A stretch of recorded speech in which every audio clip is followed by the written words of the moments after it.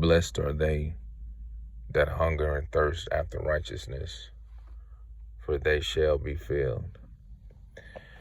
You know, I realize what that scripture means in a clearer way. It's like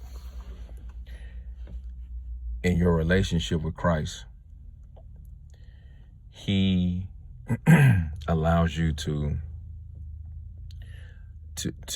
know when you're at a healthy place in your relationship with Him, based upon your hungering and thirsting after righteousness. See, when God touches you with His presence through the illumination of His word, He strengthens you. He strengthens you with righteousness. He gives you this strength that gives you a boost in righteousness and holiness, where temptation is no longer a temptation, where it's like it's easy to just resist the enemy. And it's not by your strength, it's through His strength, because He has allowed His Spirit to be vibrant within you, and He gives you that strength.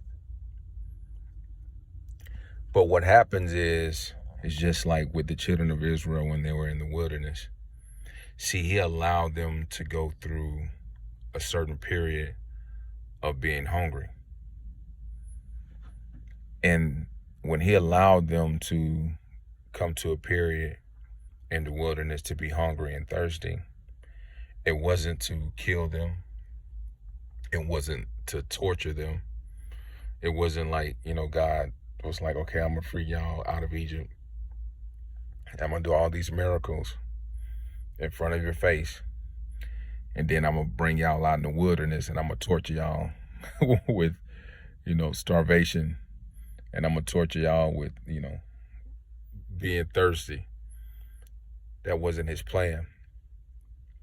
But it was something that He wanted to instill in them, so that when He provided food and when He provided water, He wanted them to be grateful for the experience of Him providing the nourishment that they needed to survive.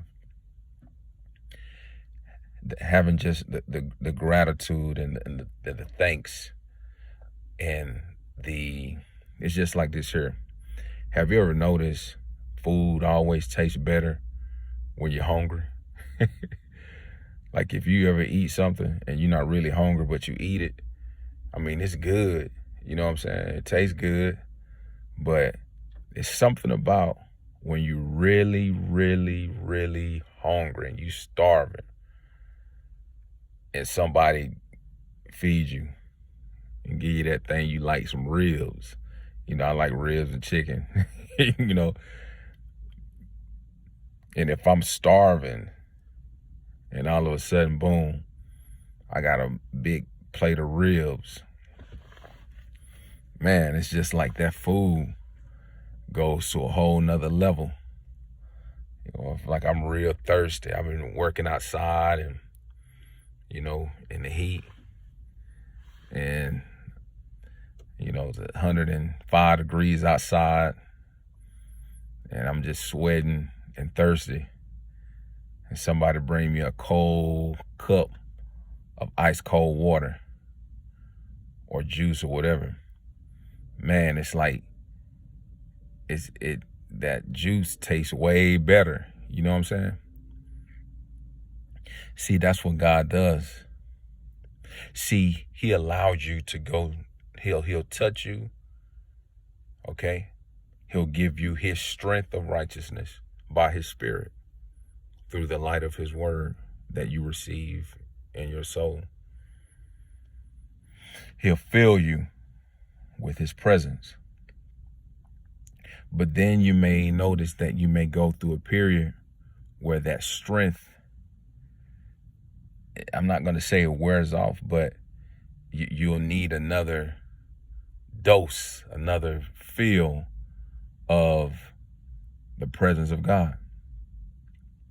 He allowed you to go through that because when he strengthens you again, you'll have a higher level of gratitude, a higher level of thanks and appreciation, and it drives you to want to press closer to Jesus. Just like the woman with the issue of blood. You know, that desperation of her pressing to Jesus to have his touch. And what did the Bible say? When she touched him, she was strengthened. Her infirmity left. She received strength. He wants us to press after him. When you hunger and thirst and he touches you, my goodness, it takes your heart for Jesus to a whole nother degree.